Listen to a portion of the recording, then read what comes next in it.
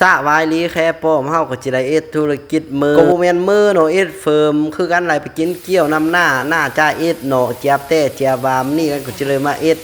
จู้ลูกค้าจี้เมืองว่ามันสิเจียบคือตอนแรกเฮาก็เอาใส่เอา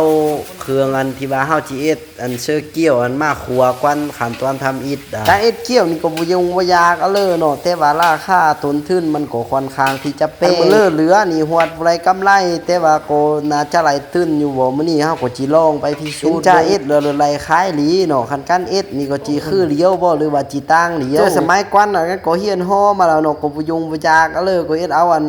ใส่มันมาโปะเชออีกลางนี่ก็เลยเอาลิ้นเลียช่องครอบบ่แม่นเอามือจุ่มน้ำช่องครอบแล้วก็เลย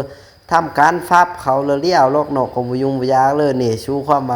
าง่ายเอ็ดนี่เผลีน่ะหน่อยนึงมันแตกว่าน้ำมันว่าหม้อซั่วมันนึงเนาะแลเนาะคันใส่มันแตกก็สิเอ็ดเบิ่งหลายเนาะกันสิเอ็ดเบิ่ง2อันแต่ว่าอันนี้ก็ผ่านไปด้วยดีความประหยัดประเอียมไปเบิ่งอันที่2กันก็เอ็ดคือเก่าอะแลเนาะเฮาก็สิตักใส่เสื้อเฮาต้องกะประมาณเอาอีกซ้ำกลางบ่วงนี่แหละเนาะเสื้ออีหลายใส่มันก็สิแตกเฮาก็ต้องเบิ่งคันว่ามันอีเฮงเฮาก็ไล่เคลียร์ออกเนาะแล้วก็เอาน้ำมาลูบ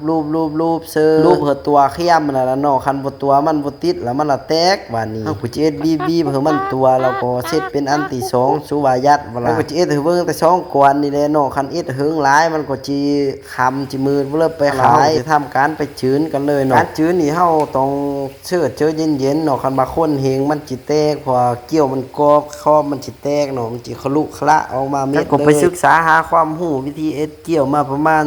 30 ปีนี่แหละประสบการณ์ปานเลยเนาะเทียบเชื่อคนอื่นเฮาก็สิทำการจืนโดยไฟอ่อนๆเชื่อเวลาก็วู้ว่าหึงปานเลยเนาะทำประมาณว่าเฮือนครอบเกี่ยวมันเหลืองๆอ่ะแล้วเฮาก็จังเจียวมันเหลืองปานนี้ก็หลายทีแล้วเฮาก็ทำการเอาออกเนาะแม่ชูความว่าเป็นตาเจียบโวก็ชุดตัวนั้นเดี๋ยวเฮาจะเอาออกมาฝากไว้ให้มันเย็นเราก็จังสิจี้มือทุกคนเบิ่งว่ามันสิเจียบสิกรอบปานเลยเนาะจืนนี่ก็บ่หึงปานเลยก็เชื่อเวลาไว้หรอกเพราะว่าไฟมันแห้งเนาะเบิ่งแม่ชูเป็นตาเจียบขนาดเบิ่งแม่ชู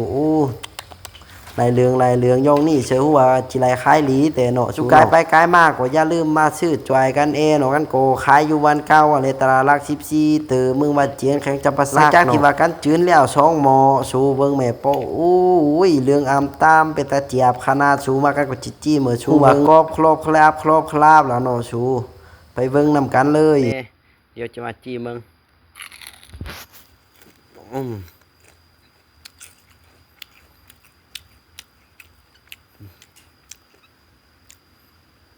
หอมใสมัน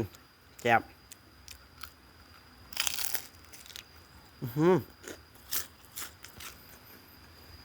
ความกรอบสมมันยังเหอลม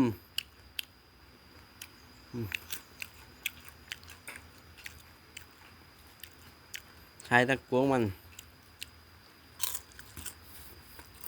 ขึ้นยอดปั๊บมาคลิปคันก็ขายอยู่ที่นี่แหละชูก็เบิ่งเอาสภาพแวดล้อมเนาะก็จื้อเอาเรากายไปกายมาก็มาซื้อจอยกันอย่าไว้ล่ามายกไหลนึงมาซื้อจอยเต้ก็จิประมาณนี้แหละเฟื่อมากคลิปแล้วนี่ก็อย่าลืมฝากกดไลค์กดติดตามบ๊ายบาย